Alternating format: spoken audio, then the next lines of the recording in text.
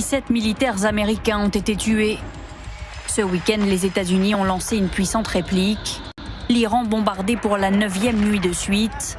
Centre de commandement, réseau de communication frappé. Un mort côté iranien. Logique de vengeance pour le président américain. Nous sommes vraiment désolés, vous savez, ce sont des gens formidables, des grands patriotes.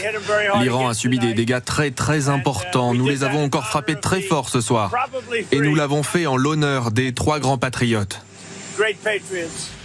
En retour, riposte iranienne sur plusieurs fronts. Les pays du Golfe, alliés des Américains visés. Tir de missiles en direction de la Jordanie. Explosion ce matin à Manama, la capitale de Bahreïn. Et au Koweït, frappe sur un site pétrolier et une centrale électrique. Les pays du Golfe condamnent des attaques visant des infrastructures civiles. Les actions de l'Iran représentent une escalade extrêmement dangereuse. Une grave violation du droit international et de la Charte des Nations Unies, ainsi que des crimes de guerre compte tenu du ciblage délibéré d'infrastructures et installations civiles. L'Iran a aussi revendiqué l'attaque de 2 pétroliers dans le détroit d'Ormuz. Et à la télévision d'État, une nouvelle menace proférée par le guide suprême iranien Mojtaba Khamenei, toujours pas apparu en public depuis le début de la guerre. À l'heure où l'ennemi américain cherche à attiser la guerre et à s'exposer à des coups encore plus lourds et à une honte encore plus grande, il doit savoir que la nation bien-aimée d'Iran et le front de la résistance lui réservent des leçons inoubliables.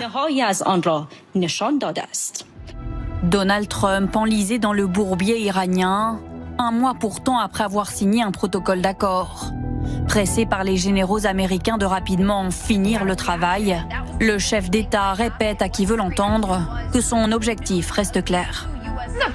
Le président m'a dit qu'ils ne laisseront jamais l'Iran se doter d'une arme nucléaire et c'est une déclaration que le président a déjà faite par le passé. Nous savons que c'est ce qui le motive, mais il l'a répété à plusieurs reprises à propos de cette guerre en Iran.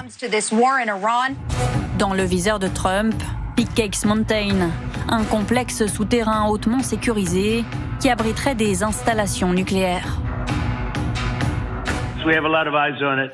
Nous surveillons de près Peak Mountain. C'est une cible potentielle pour un tir précis juste devant la porte. Et je pense que vous le verrez peut-être. Nous ne constatons aucune activité là-bas. Ils ne s'en sortent pas bien avec leur situation nucléaire. À chaque fois qu'on en entend parler, on en fait tout un plat. Du coup, ils n'aiment pas en parler, mais on va probablement s'attaquer à Peak très bientôt. Un déploiement de troupes au sol ferait aussi partie des options envisagées. Dans un communiqué publié ce week-end, l'armée américaine assure